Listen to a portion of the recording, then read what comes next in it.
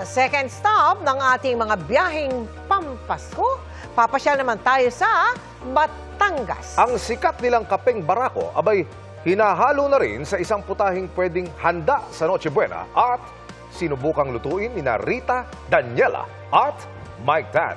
Tara, magbalik-bayan tayo sa pagtutok ni Mariz Umali. Kung hindi mo pa rin ramdam ang diwa ng Pasko, bakit hindi pasyalan ang tinaguriang lalawigan ng mga magigiting?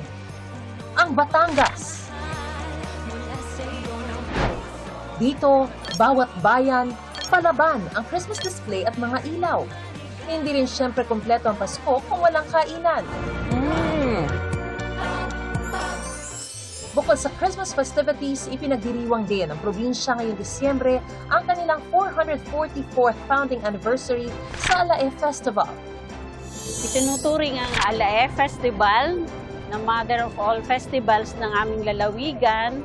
Ito po yung araw na kung saan ay itinatag ang lalawigan ng Batangas at nagkakaroon po kami ng selebrasyon tuwing December 8.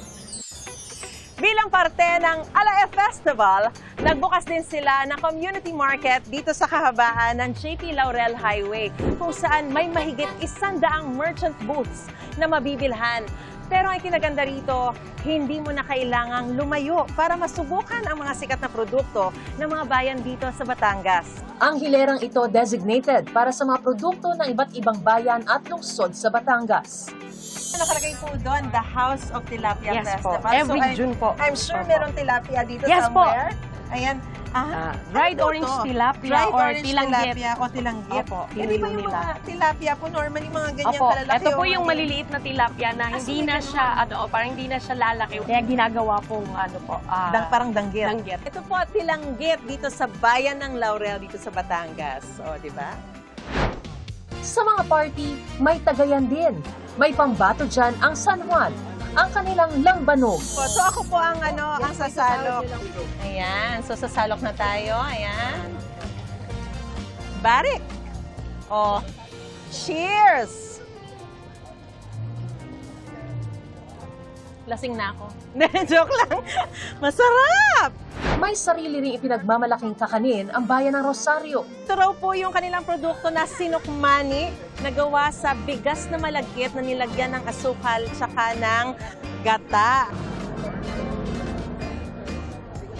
Parang siyang biko. Opo, bigong po siya sa ibang lugar. 125 pesos lang. Perfect for your dessert. Perfect din yang isabay sa matapang at mainit nilang kapeng barako.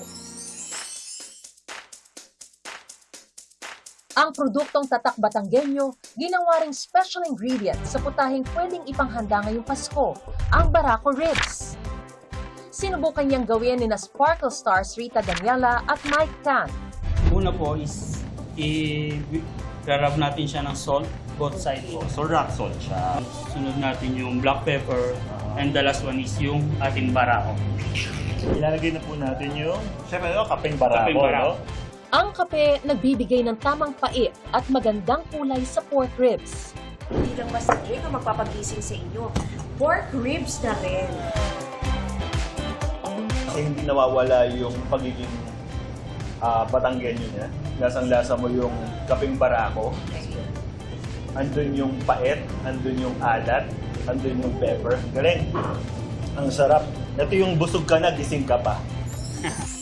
Hindi kalayuan sa night market ang Plaza Mabini na ipinangalan sa Batanggenyong binansagang utak ng himagsikat, si Apolinario Mabini. Ngayong Pasko, nag-transform ang plaza sa isang malaking Christmas display. Yung buong plaza, napapaligiran na rin ng mga pailaw. At dito sa sentro ng plaza, ang Belen, bilang paalala sa tunay na bida ngayong Pasko. Ang tema po natin ay Pasko ng Pamilyang Pilipino, Pamilyang Batanggenyo.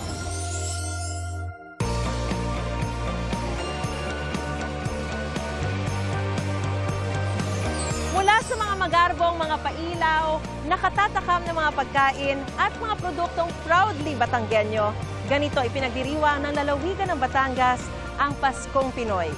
Para sa Balikbayan, Paskong Pinoy 2025. Mariz Umali, nakatutok, 24 oras.